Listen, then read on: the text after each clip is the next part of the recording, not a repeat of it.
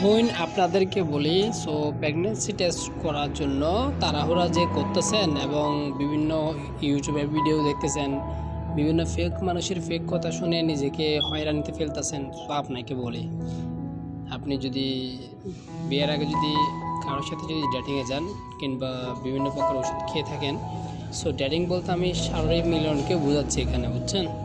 So সমুদ্র সৈকতে গেছেন, চাচতো ভাই, খালতো ভাই, মামতো ভাই, ফুফুতো ভাই, বিএফ জিএফ যা বলেন না কেন, তাদের সাথে যদি এগুলা খারাপ কাজ যদি করে ফেলেন, সো করে ফেলার পর দেখা যায় কি একটা সময় আসে আপনি যে বিয়ে করছেন, সো বিয়ে করার পর আপনার থেকে মনে হইলো আপনার যে একটা বেবি নেওয়া উচিত এবং আপনি টেস্ট করার জন্য তখন চেষ্টা করতেছেন, তখন সেই ক্ষেত্রে দেখা গেলে কি আপনার যে বেবি কনসেপ্ট হচ্ছে না। সো এটা না হওয়ার একমাত্র কারণ হচ্ছে আপনার ভিতরে যে ডিমানোটা আছে, ডিমানোটা হচ্ছে খুবই ইম্পর্ট্যান্ট।